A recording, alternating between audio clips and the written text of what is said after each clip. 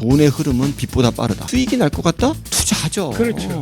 네, 우리나라 기업들이 투자 안 하고 돈을 쌓아놓고 있는 이유는 투자를 할 수가 없기 때문에 그런 거고요. 뭐 잘하고 있다는 것보다는 둘 다 못하고 있다라는 거. 아이고 평가가 굉장히 냉정하시네요.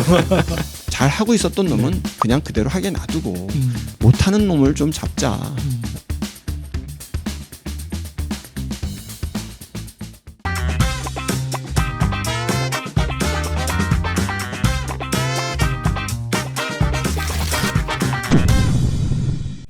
여러분 안녕하세요. 세레타입니다. 코리아 디스카운트라는 말 자주 들어보셨죠? 요즘은 밸류업이라는 말이 많은 사람들의 입에 오르내리고 있습니다.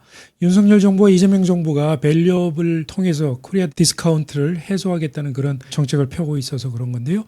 오늘은 이런 정부 주도의 밸류업 정책이 효과를 발휘할 수 있을지 연세대학교 경영학과 신현한 교수님을 모시고 말씀을 들어보도록 하겠습니다. 안녕하십니까 교수님? 네, 안녕하세요. 어서 오십시오. 네. 나오셔서 감사합니다. 밸류업 얘기를 오늘 좀 쭉 해보려고 하는데요. 먼저 코리아 디스카운트 얘기부터 한번 해보죠. 코리아 디스카운트의 원인이 무엇인지에 대해서는 뭐 많은 논의가 있는데요. 뭐 대북 리스크 얘기하는 사람들도 있고 주주환원 정책이 없어서 그렇다는 얘기도 있고 그 원인을 뭘로 볼지에 따라서 그 해법도 달라질 텐데 교수님께서는 그 가장 중요한 원인이 뭐라고 보십니까? 코리아 디스카운트라는 게 지금 뭐 1, 2년 사이에 있었던 일이 아니라 네. 뭐 적어도 20년에서 30년간 계속 있었던 현상이에요. 그러니까 우리나라 기업들이 동종산업의 유사 외국 기업들에 비해서 낮은 가치로 거래되고 있다. 그래서 이제 뭐 PER, PBR 이런 지표를 가지고 주로 얘기를 많이 합니다. 그런데 과거에는 지정학적 리스크가 코리아 디스카운트의 원인이다라고들 많이 봤어요. 그랬죠. 그런데 어느 순간 이제 북한 리스크라는 게 없어지고 우리나라 경제력도 이제 향상이 되고 하면서 그런데 여전히 이제 코리아 디스카운트 현상은 있으니 그러게요. 그러면 그 전에 지정학적 리스크가 원인이 아니었나 보다. 그러면서 이제 외환위기를 우리가 겪고 다시 지배구조에 문제가 있다. 그래서 지배구조를 개선하면 코리아 디스카운트가 해소될 거다. 이렇게 해서 사실 2000년대 초반에 굉장히 많은 지배구조에 혁신을 했죠. 뭐 대표적인 것들이 이제 사회이사를 도입하고 그다음에 감사위원회를 설치하고 또 외부 감사인 뭐 이런 거를 또 지정하고 뭐 등등의 그런 혁신적인 지배구조 개선이 있었고 그 덕분에 사실은 뭐 중소기업까지는 아니지만 대기업의 경우에는 상당히 코리아 디스카운트가 해소됐었어요. 네. 됐었다가 다시 한 2015년 뭐 이때부터 다시 이제 대기업조차도 코리아 디스카운트 현상이 다시 나타나기 시작했는데 그러면 이제 그때마다 어떤 환경의 변화에 의해서 코리아 디스카운트의 원인이 달라진 거죠. 네. 그래서 2015년 이후에 코리아 디스카운트의 원인은 저는 이제 이렇게 처방을 합니다. 한국 기업들의 성장성이 떨어졌다. 네. 예, 그러니까 기업의 가치를 결정하는 여러 가지 요인들이 있는데 세 가지 요인입니다. 크게. 결국 기업이 돈을 얼마나 많이 벌고 있느냐. 또 기업에 투자하는 투자자들의 요구 수익률이 얼마냐. 그다음에 기업의 성장률이 어떻게 되느냐. 그 세 가지가 사실 기업의 가치를 결정하는 건데 과거에는 돈을 못 번다 또는 투자자들의 요구 수익률이 높다 뭐 이런 것들이 코리아 디스카운트의 원인이었다면 이제 2015년 이후에는 성장성이 떨어진다. 네. 그게 이제 코리아 디스카운트의 원인이라고 봐야 될 것 같습니다. 말하자면 코리아 디스카운트가 지금은 지난 한 20년 넘게 계속돼 왔는데 네. 우리가 원인을 찾아가다 보니까 예를 들면 대북 리스크 별로 커지지 않은데 코리아 디스카운트는 여전히 있고 네. 뭐 또 지배구조가 개선했는데. 문제라고 해서 지배구조를 개선했는데 또 코리아 디스카운트가 그렇죠. 계속되고 있고 그렇죠. 야 그러면 다른 데 문제가 있는 거 아닌가 하고 우리가 계속 그 원인을 찾기 시작한 거죠. 그렇죠. 교수님께서는 기업의 성장성이 떨어진 게 지금 제일 큰 그렇죠. 문제다. 네. 이렇게 보시는 거군요. 그렇죠. 그렇다면 이런 그 코리아 디스카운트를 해소하기 위한 그런 해법으로 네. 기업의 성장성을 높여야 되겠네요. 그렇죠. 결국. 네. 네. 네. 어떻게 높일 수 있습니까? 사실은 이제 지난 정권의 밸류업이라는 걸 얘기하면서 일본의 밸류업 정책을 많이 벤치마킹을 했죠. 네. 그런데 일본은 밸류업 정책을 하면서 기업의 성장을 어떻게 도와줄까? 어떻게 성장할래? 뭐 이런 것들을 주로 요구한 거예요. 네. 기업들한테 성장 방법을 발표해라. 그리고 그거를 또 정부가 뭐 지원하겠다 이런 식의 밸류업 정책을 한 반면에 우리나라는 주주환원으로 굉장히 많이 갔어요. 네. 그리고 지난 20여 년간 진행되었던 지배구조 개선을 여전히 반복했습니다. 지금도 그렇게 네, 하고 지금도 있죠. 마찬가지고요. 네. 그래서 밸류업의 진정한 거는 사실 성장성이라는 거를 도와주는 정책이 나와줘야 되는데 지금 그렇게 되고 있지 않은 게 참 아쉬운 거죠. 그렇군요. 예. 그래서 그런지 교수님께서는 그 인수합병의 규제를 빨리 완화를 해야 된다. 그렇죠. 말하자면 네. 미국의 빅테크 기업들이 엄청난 규모로 매년 인수합병을 해서 그렇게 계속 성장하는 것처럼 우리도 그렇게 할 수 있어야 된다. 이렇게 네. 주장을 하시는 거죠. 그렇죠. 네. 제가 이제 인수합병이 왜 필요하느냐라는 질문에 아주 쉽게 대답하는 게 이겁니다. 내 아들이 잘났을까? 내 사위가 더 잘날까? 답은 사위가 잘날 가능성이 더 큽니다. 그렇습니까? 아들보다. 네. 왜냐하면 아들은 하나밖에 없잖아요. 사위는 수만 명 중에 한 명 고를 수 고르는 있잖아요. 거니까. 네네 그렇겠네요. 그래서 과거에는 사실은 인수합병할 회사들이 없었다면 네. 지금은 인수합병할 회사들이 있고 또 내가 돈도 있어요. 기업들이. 그렇다면은 사내에서 개발해서 그거를 시장에 들고 나가서 시장을 개척해서 이거보다는 이미 개발한 거 시장에 나가서 물건도 팔고 있는 거 이거 인수하는 게 인수합병하는 게 훨씬 더 빠르게 안전하게 성장할 수 있는 방법이죠. 똑똑한 사위 고르듯이. 그렇죠. 네. 똑똑한 사위 고르듯이. 네. 그런데 그 방법을 놔두고 왜 그 인하우스에서 개발하라고 그러고 인하우스에서 시장 개척하라고 하고 네. 그렇게 하느냐. 그러니까 미국 기업들이 왜 인수합병으로 그렇게 성장을 하려고 하겠어요. 네. 왜냐하면 환경 변화가 너무 빠르기 그런 때문에 거죠. 네. 이제 사업 기회인 것 같아. 그래가지고 들어가면 이미 늦은 거예요. 네. 그러니까 이게 사업 기회인 것 같아. 그러면 제일 잘하는 놈 누가 빨리 사.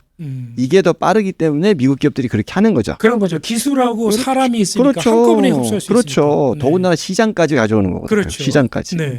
그래서 우리나라도 이제 그런 거를 좀 더 쉽게 할 수 있도록 뭔가 제도 개선을 해주고 그래야 되는데 보통 미국 기업들이 그 인수합병을 할 때 그냥 아무 관계 없는 기업들이 인수합병하는 게 아니라요. 네. 사전에 투자를 좀 해요. 특히 이제 스타트업 같은 거 투자할 때는요 돈을 쫙 뿌려놓습니다. 그렇죠. 그리고서는 그 중에 잘 나가는 놈을 나중에 인수하는 거예요. 그러니까 투자를 해놓고 그래야 또 그 회사에 뭐 이사회 멤버로 들어가서 회사의 내용도 알고 또 클 놈은 또 내가 도와줘서 더 키우기도 하고 네. 이렇게 할 수 있거든요. 근데 그게 이제 애플이 크는 방법, 구글이 크는 방법, 뭐 마이크로소프트가 크는 방법이에요. 근데 애플, 구글, 마이크로소프트가 사내에 인력이 없을까요? 네. 돈이 없을까요? 근데 왜 그런 짓을 하겠어요? 그게 좋고 빠르기 때문에 그런 거예요. 그런 거죠. 저 우리나라 대기업도 마찬가지죠. 우리나라 대기업에 돈이 없냐, 사람이 없냐.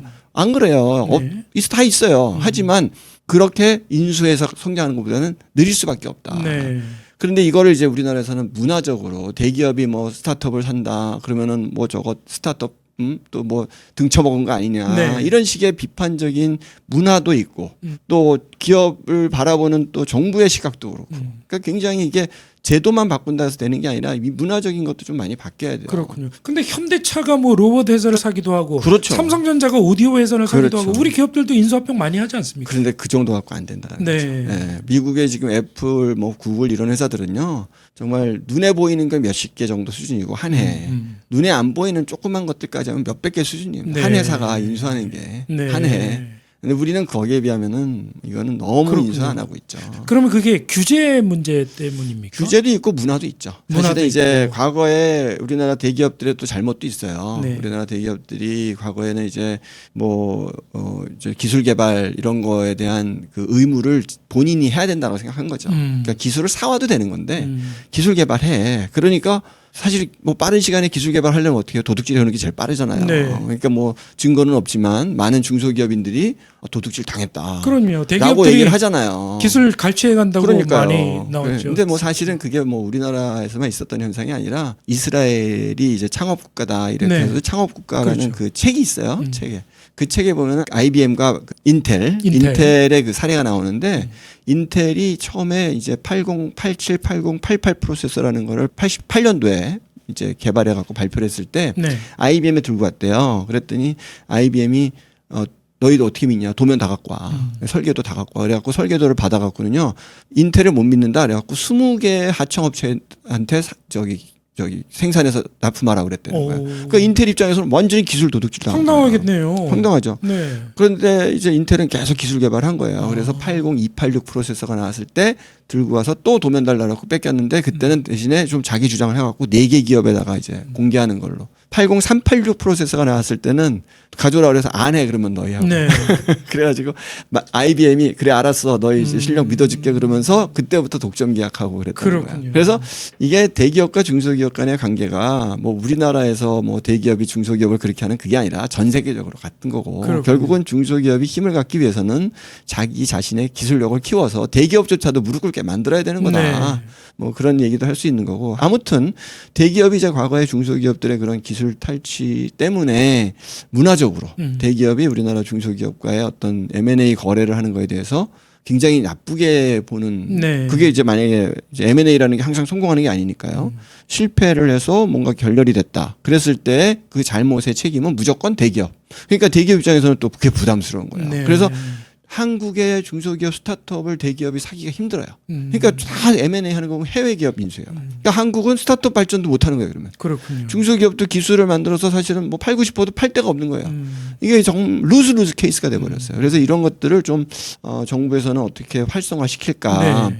중소기업은 중소기업대로 기술을 좀 보호받을 수 있고 네. 대기업은 대기업대로 한국의 중소기업과 스타트업을 거래하면서도 욕 안 먹고 할 수 있고 뭐 이런 그 윈윈할 수 있는 그렇군요. 그런 그 플레이그라운드를 정부가 만들어주는 거 이게 정부의 역할이죠 사실. 그러니까 정부에서는 규제도 풀어야 될 것이고 대기업 입장에서는 보다 적극적으로 M&A를 해서 성장성을 더 그렇죠. 발굴을 하는 그런 중요한 그렇죠. 과제가 있는 거네요. 그렇죠. 네. 네. 교수님 또 IR에 대해서도 굉장히 중요하게 생각하시는 것 같아요. 그럼요. IR을 네. 이렇게 기업을 알리는 소통의 장소, 소통의 기회로 활용을 해야 되는데 그걸 잘 살리지 못한다 이렇게 보시는 네. 측면이 있는 것 네. 같습니다. 좀 설명 좀 제가 부탁드릴게요. 이것도 이제 간단하게 사례를 들면 이런 겁니다. 많은 분들이 아마 은행에 가서 이제 예금을 좀 해두면 네. 은행에 이제 PB가 전화가 오죠.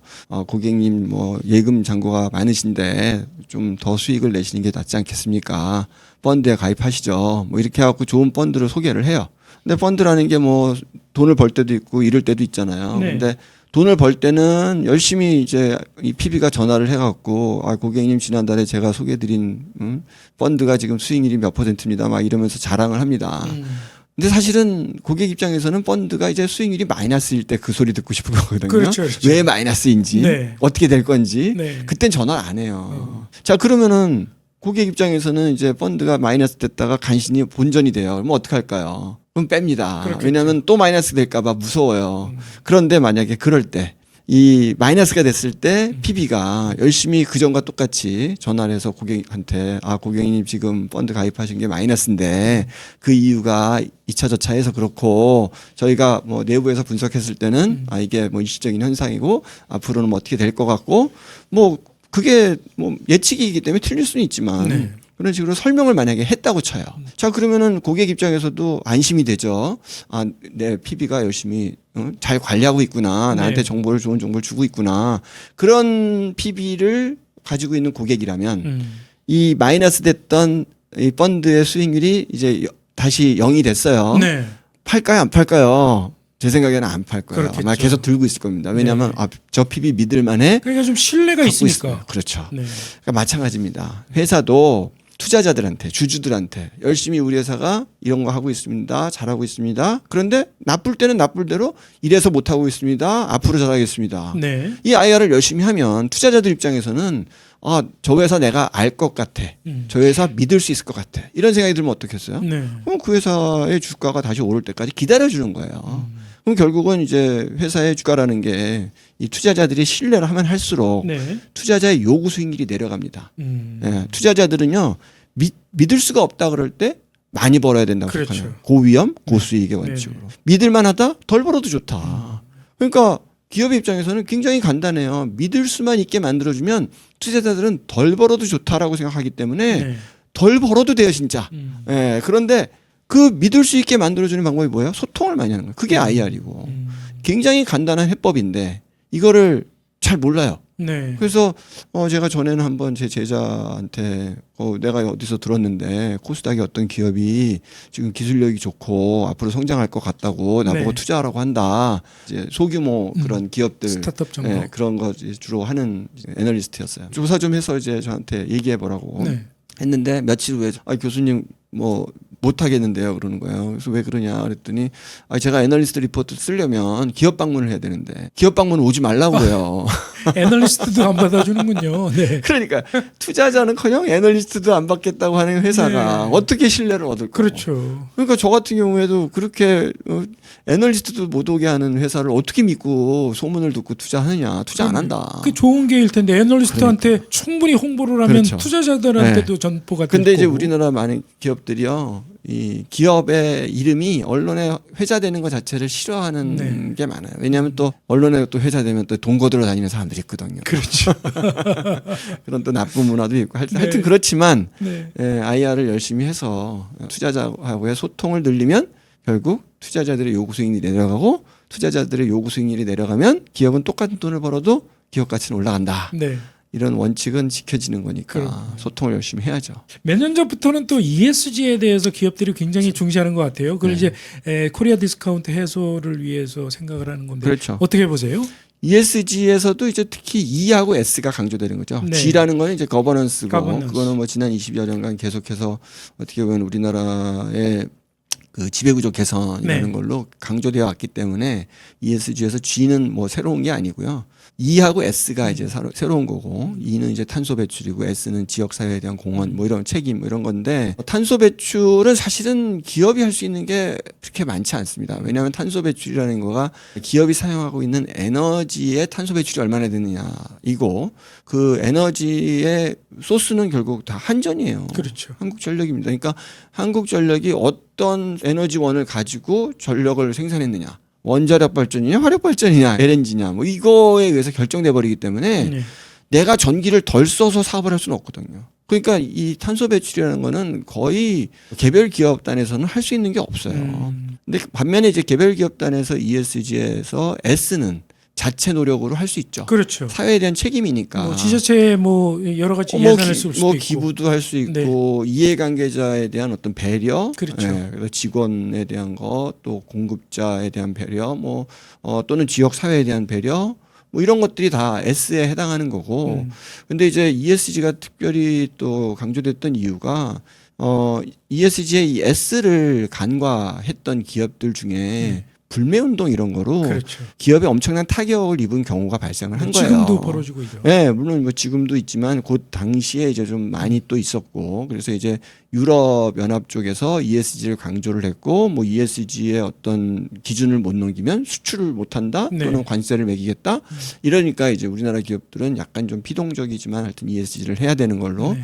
그래서 이제 ESG를 많이 했죠. 근데 뭐 사실 돌아보면은 당연히 해야 할 걸 하는 거예요. 네. 사실은. 네. 근데 그동안 우리가 그걸 강조를 덜 했던 거고 어떻게 보면 우리나라가 기업들이 그만큼 선진화됐고 국제 경쟁력도 생겼고 리딩 컴퍼니로서 글로벌 리더로서 그런 ESG를 이제 자발적으로도 해야 되는 상황인 거고. 맞는 네. 방향이. 네, 맞는 방향이죠, 사실. 자, 이제 정부의 밸류 프로그램에 대해서 한번 좀 여쭤보려고 하는데요. 이 윤석열 정부도 그렇고 이재명 정부도 그렇고 조금 수단은 다르지만 밸류업을 위해서 지금 뭐 여러 가지 정책을 쓰고 있는데 이게 원래 일본의 밸류업 정책, 밸류업 프로그램을 네. 벤치마킹한 거죠. 그렇죠. 일본 밸류업 프로그램에 대해서 좀 먼저 소개를 좀 해주실까요? 일본의 밸류 프로그램을 보면 주주환원 얘기도 나와요. 네. 우리나라에서 많이 얘기하는 주주환원 얘기도 나오지만 일본은 사실은 기업 지배구조 이런 것들 우리나라보다 굉장히 낙후돼 있습니다.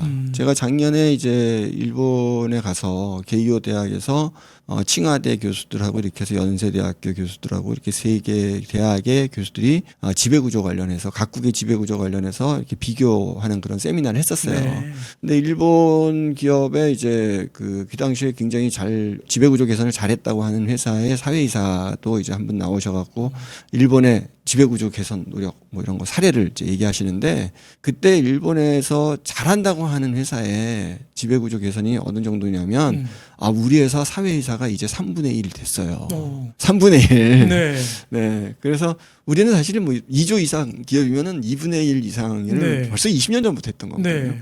근데 일본은 3분의 1만 돼도 굉장히 이제 지배구조 개선 잘한 거다 이런 식의 자랑을 할 정도에 그래서 일본의 그 지배구조 개선 이런 것들은 우리나라보다 훨씬 뒤지고요. 그렇군요. 그런데도 불구하고 일본의 밸류업이 성공적으로 주가를 올릴 수 있었던 것은 일본의 기업도 그렇고 정부도 그렇고 다 성장에다 초점을 맞췄기 때문에 그래요. 예, 일본 기업들이 그동안 투자도 못 하고 있고 뭐 이런 것들을 다 기업 환경을 개선해주고 그래서 네. 아 투자해라 우리는 뭘 도와줄까 어떻게 성장할래 네. 성장하는 방법에 대한 거 발표하고 또 그거를 실현하는 데 있어서 뭐 정부와 기업이 어떻게 제도 개선을 하든지 뭐 이런 것들 이제 네. 하고 그런 것들이 일본의 밸류업 성공이라고 볼 수 있죠. 근데 벤치마킹을 했는데 조금 약간 다르네요. 예를 들면 윤석열 정부 같은 경우에는 주주환원을 되게 강조를 하는 것 같고 이재명 정부는 상법 개정안이 또 그 수단이고. 그러니까 결국 뭐 이재명 정부도 상법 개정안을 주로 얘기한다는 얘기는 지배구조 개선으로 여전히 간다는 그렇겠죠. 얘기죠. 그런데 네. 지배구조를 바꿔서 만약에 기업 가치가 올라갈 수 있다면은 전 세계 기업 중에 디스카운트되는 기업 없을 겁니다. 문제는요 항상 형식보다는 내용이 중요하잖아요. 네. 그러니까 뭐 제가 우스갯소리로 들은 얘기 뭐 돈의 흐름은 빛보다 빠르다. 네. 뭐 이런 얘기를 제가 들었어요. 그 얘기 뭐냐면 수익이 날 것 같다? 투자하죠. 그렇죠. 네. 우리나라 기업들이 투자 안 하고 돈을 지금 쌓아놓고 있는 이유는 투자를 할 수가 없기 때문에 그런 거고요. 투자할 수 없는 이유는 자꾸 정책이 바뀌고 네. 제도가 바뀌고 규제가 있고 뭐를 했다가 제가 아는 모 기업은요. 네. 자그만치 1조 2천억이란 돈을 이거 잘 될 거라고 그래가지고 투자를 했는데 정권 바뀌고 그거 중소기업 적합업종이야 그래갖고 때리는 바람에 1조 네. 2천억을 그냥 날려버렸어요.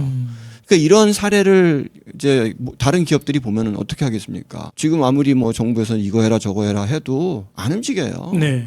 저거 정권 바뀌면 어떡하지? 또는 뭐 장관 바뀌면 어떡하지? 이런 정치적으로 굉장히 불안한 환경을 만들면 네. 기업들은 투자 안 합니다. 그럼 투자를 안 했기 때문에 현금이 쌓여 있고 투자 안 한 현금이 쌓여 있으면 결국은 돈 버는 건 똑같은데 투자된 돈이 많은 거거든요. 네. 버는 돈 나누기 투자한 돈인데 투자한 돈이 아니라 갖고 있는 돈인데 이 갖고 있는 돈이 투자 안 한 갖고 있는 돈이 많으면 많을수록 수익률은 어떻게 돼요? 떨어질 수밖에 없죠. 네. 수익률이 떨어지면 주가는 올 수가 없죠. 주주들 입장에서는 나는 이 회사에 투자해서 10% 벌고 싶어 그랬는데 ROE가 뭐 5% 나오고 4% 나오고 그럼 투자자들 입장에서는 이런 회사를 내가 왜 갖고 있어? 네. 하면서 자꾸 주식 던지는 거고 주가 떨어지는 거고 네. 그렇게 되는 거거든요. 근데 주가의 측면에서 보면 예를 들어서 작년에 윤석열 정부가 밸류 프로그램을 하고 나서 배당 열심히 해라. 배당 열심히 하면 세금도 깎아주겠다. 뭐 이런 기조였죠. 그래서 150개 넘는 회사가 참여를 했고 실제로 주가가 많이 올랐지 않습니까? 그거는 이제 단기적으로 오를 수 있죠. 단기적으로. 단기적으로는 왜냐하면 이제 갖고 있는 현금이 너무 많아서 네. 이 현금을 줄여주면 결국은 이제 회사라는 게 총 자산이 있고 이 총 자산을 구성하는 게 부채와 자기 자본인데 네.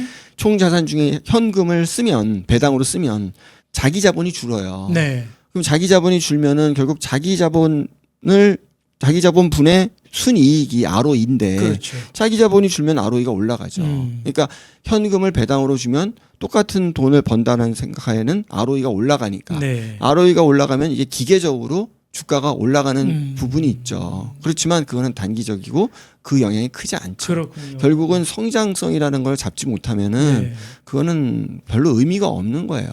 그러니까 주식 투자하는 분들은 밸류 프로그램 때문에 뭐 은행주 같은 경우에 막 50% 넘게 오르고 막 그래서 네. 일시적으로 그러니까 주가가 그런 오르는 거는요. 혜택은 얻었는데 네, 그럼요. 은행주나 뭐 금융주들은 좀 다른 게요. 네. 그런 주식들은 성장성을 별로 기대하지 않고 투자합니다. 배당을 보고 투자하는 그렇죠. 거고요. 배당 주니까요. 그래서 배당이 많이 나오면 주가가 오르죠. 그렇군요. 그거는. 그런데 이런 회사들은 뭐 예를 들면 퍼가 뭐 100배, 200배 올라가는 그런 주식들이 아니에요. 결국은 뭐 잘해야 15배? 10배에서 15배 가면 잘 가는 그런 주식이고 과거에 뭐 4, 5배 하던 게 한 10배 올랐다? 그럼 뭐 괜찮게 오른 거죠. 이제 정상화 됐다고 볼 수 있죠. 하지만 이제 시장에 많은 기업들은 그런 배당으로 성장하는 기업들이 아니에요. 배당으로 그렇군요. 주가가 결정되는 게 아니라 성장으로 결정되는 그렇죠. 거죠. 그러니까 그렇게 일시적으로 주가가 올랐다고 해서 그걸 근본적으로 코리아 디스카운트를 해소했다거나 아니죠. 밸류업이 됐다고 이렇게 볼 수 없는 그럼요. 거고. 그리고 주식시장에 은행에서 뭐 이자 받듯이 이자 보고 들어가는 사람은 많지 않아요. 예를 들면 우리 서학개미들이 거기에 이자 받으려고 하나요? 배당 벌려고 하나요? 아니에요. 그렇죠. 테슬라 같은 회사, 애플 성장성을 같은 보고 회사, 가는 거죠. 예. 네. 테슬라 같은 회사 배당 줄까요? 안 줍니다. 그렇죠. 근데 배당 안 주는 회사가 왜 이렇게 비싸요? 음. 결국 성장성이에요. 네. 그러니까 배당보다 더 중요한 거는 성장을 어떻게 하겠다. 그리고 정부는 성장을 어떻게 도와주겠다. 네. 이게 정답이죠.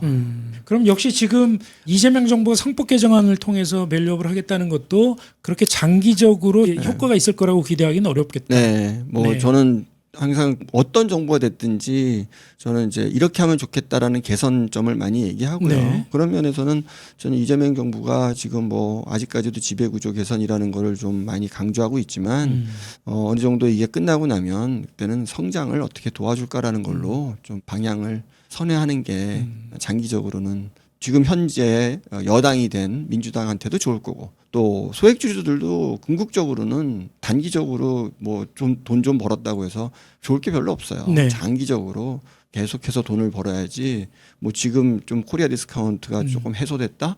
그리고 그 다음에 해소되고 나면 더 이상 올라갈 게 없으면 또 떠나죠. 네. 계속 벌 게 없으면 떠납니다. 그러니까 결국 기업의 내재 가치를 높이는 그렇죠. 건 결국은 기업 스스로 해야 되는 일이고 그렇죠. 기업이 그런 일을 잘할 수 있도록 그렇죠. 판을 깔아주고 규제를 네. 네. 완화해주고 이런 게 정부가 해야 될 일이다. 그럼요. 이런 네. 말씀이시네요. 제가 이제 비유로 들은 게 또 학교에 있다 보니까 네. 학생들 얘기를 하면 우리가 왜 중고등학교 때 학생들 뭐 야자하라고 그러고 그렇죠. 그러는데 사실은 공부 안 하고 못하는 학생들을 붙잡아 놓고 강제로라도 시키는 거지. 거기에 공부 잘하는 애를 데려다 놓고 너도 야자해 하면 공부 잘하는 애 못할 수도 있어요. 네. 왜냐하면 공부하는 스타일이 다르거든요. 뭐 어떤 애들은 진짜 집에 가서 한숨 자고 일어나서 맑은 정신에 다시 공부 시작해야 잘하는 애들도 있는데 그런 애들도 데려다 놓고 다 똑같은 조건 하에 공부 열심히 해갖고 잘해봐라. 그럼 그런 애들은 나중에 체력이 딸려서 오히려 공부 못할 수도 있어요. 그래서 지금 마찬가지로 지금 우리나라 기업 중에는 뭐 지배구조가 안 좋아서 정말 뭐 소액주주들 이익을 침해하는 그런 네. 짓하는 기업들도 여전히 있죠. 그런 기업이 없다는 게 아니라 네. 자 그런 기업들을 잡자고 지금 열심히 국제사회에서 정말 글로벌 컴퍼니로서 굉장히 열심히 뛰기도 바쁜데 네. 국내 어떤 규제 때문에 그 뜀박질하는데 자꾸 발목 잡는 그런 제도 개선이라는 거는 그거는 오히려 코리아 디스카운트 해소하는 데는 도움이 안 될 거다. 그렇고. 잘 하고 있었던 놈은 네. 그냥 그대로 하게 놔두고 못하는 놈을 좀 잡자. 오랫동안 기업 지배구조 문제, 밸류업 문제, 코리아 디스카운트 문제를 연구를 해오셨는데 윤석열 정부하고 이재명 정부가 조금 약간 다른 밸류업 프로그램을 좀 시도를 했었는데 네. 어찌 됐건 거기에서 우리가 조금 유지시키고 발전시키고 해야 될 그런 요소는 없나요? 글쎄요, 뭐 제가 좀 더 너무 비판적으로 봐서 그런지 모르겠는데, 예, 뭐 잘하고 있다는 것보다는 둘 다 못하고 있다라는 쪽으로. 아이고, 굉장히 그 평가가 굉장히 냉정하시네요.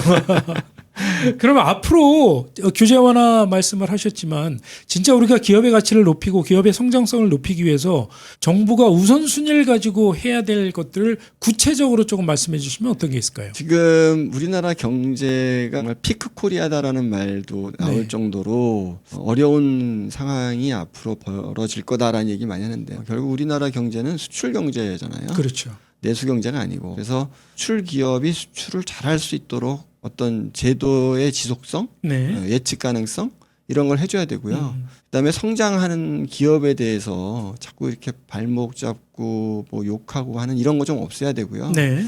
그다음에 또 제가 20년 전부터 얘기했던 건데 우리나라 기업들이 지금 성장이 정체되는 걸 전 20년 전부터 예측했어요. 네. 뭘 보고 예측했냐면 오너들의 나이를 보고 예측했습니다. 오너들의 나이가 20년 전에 이미 2005년도에 65세를 넘은 창업주들이 뭐 기업은행을 기준으로 네. 기업은행의 거래 대상 기업이 한 30만 개 되는데 네. 네.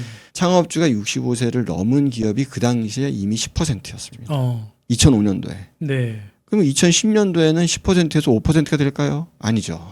20% 정도 됐겠죠. 2015년도에는 한 30% 됐겠죠. 계속 늘겠죠. 계속 늘죠. 네. 지금은 생존에 계신 생존이 한 분들이 40% 50% 되지 않을까? 네. 이런 생각이 들어요. 자 그러면 65세를 넘은 창업주는 무엇을 생각할까? 회사를 앞으로도 계속 키워야 된다고 생각할까? 아니면은 이제는 상속을 준비해야 될 때라고 생각할까? 그렇죠. 자 그럼 상속을 준비한다고 생각하면 그 다음에는 어떤 대안이 있을까요? 상속세가 60%인데 주가를 떨어뜨려야 되겠죠. 굳이 상장이 안 돼 있는 회사조차도 네, 네. 상장이 안 되어 있다 하더라도 자기 지분의 60%를 나라에 내고 경영권이라는 걸 유지할 수가 없어요. 그렇죠. 그러면 이제 60%만큼의 현금을 마련해야 됩니다. 그러니까 투자를 못 하죠. 네. 계속 배당으로 자기가 하여튼 그 60%만큼 현금을 마련해서 돈을 계속 쌓아둬야 되는 거죠. 아이들한테 줄 수 있어야 되죠. 또는 아이의 회사를 만들어서 아이의 회사 쪽으로 뭔가를 또 내부 거래 같은 걸 좀 네. 해서 또 아이가 돈을 만들어서 사갈 수 있도록 해주고 뭔가 상속세라는 것 때문에 일어나는 정말 다양한 이제 회사의 바람직하지 않은 경영 네. 행태가 나올 수밖에 없어요. 그걸 20년 전부터 예측했어요. 네. 앞으로 20년 후에 우리나라 기업은 전 세계가 아무리 잘 나가도 우리는 침체될 수밖에 없다. 왜냐하면 상속세라는 큰 올가미가 있으니까. 네. 그 안에서 어떻게 기업들이 자유롭게 할 수 없다. 그렇군요. 그래서 이제 저는 좀 그 상속세라는 거를 뭐 걷지 말자 이것도 아니에요. 이렇게 했으면 좋겠어요. 저는 그냥 대승적으로 지금 죽었다 치고 지금 내라 그냥. 그리고 앞으로는 상속세 걱정하지 말고 좀 해봐. 그러면 제 생각에는요. 지금 이제 65세 넘은 사람들이요. 지금 상속세 낼 겁니다. 그래요. 그리고 자기 죽을 때까지 회사를 키우려고 할 거예요. 근데 지금은요. 자기 죽을 때까지 회사 키우면 안 돼요. 차라리 상속세 문제를 지금 빨리 해결해 줘라. 그렇죠. 네. 상속세를 지금 그냥 해결해 주라. 좀. 그래서 아니면 상속세를 지금 그냥 지금 낼 돈이 또 없는 회사들도 있잖아요. 상속세를 지금 고정시켜 주는 거예요. 네. 지금 상속세 내는 거로 치고 앞으로 벌어서 내. 나중에 벌어서 죽을 때까지 내. 과세 네. 이연을 시켜준다 이런 그렇죠. 거죠. 그렇게만 해도 저는 국내 정말 남을 기업들도 많고 네. 남을 부자들도 많고 일자리가 막 차고 넘칠 정도로 나올 거다. 그렇군요. 자, 그럼 마지막으로 기업으로서도 이제 밸류업을 위해서 많은 노력을 해야 될 걸로 생각이 되는데 기업들은 어떤 일을 해 나가야 될지 말씀해 주시죠. 뭐 처음부터 끝까지 성장이고 그 성장을 위해서는 이제 초반에도 말씀드렸지만 인수합병이라는 것을 열심히 해야 되고 네. 그 인수합병을 하기 위해서는 사실은 뭐 인수합병 해 그렇다고 해서 요이 땅 하고서는 나가고 구해올 수 있는 게 아니에요. 그러니까 뭐 두산이나 SK 같은 기업들이 보면 인수합병을 잘 내재화시키고 하는 걸 잘하는데 그런 회사들 보면요 인수합병 팀이 있어요. 그래서 평소에 우리 회사가 성장하려면 앞으로 뭐 10년 뒤, 20년 뒤에 우리의 모습을 그리고요. 그 우리의 모습을 갖추기 위해서는 우리가 지금 현재 역량과 필요한 역량을 찾습니다. 네. 그다음에 그 필요한 역량에 스스로 그거를 개발할 수 있는 거냐 아니면 사올 거냐 그걸 결정을 해요. 네. 그래서 사올 거면은 이걸 잘하는 회사가 어디 있냐. 전 세계에서 찾습니다. 기술과 인력과 시장을 가진 기업을 찾아요. 네. 그 다음에 이제 그 회사들을 꾸준히 계속 추적을 합니다. 그래서 위기 때 그 회사를 사요. 두산이 그렇게 하고 SK가 그렇게 했습니다. 그렇게 해서 앞으로도 이제 성장을 하려면 인수합병을 잘해야 되는데 네. 그 인수합병 갑자기 요이 땅 하고 할 수 있는 거 아니다. 지금부터 준비해라. 그래서 특히 이제 우리나라 기업들이 돈을 많이 가지고 있거든요. 네. 성장을 위해서 지금 그렇죠. 쌓아놓은 돈, 못 쓴 돈이 있어요. 그렇죠. 그거 자꾸 주주환원에 쓰라고 하지 말고 인수합병 하면은 정부가 지원해 줄게.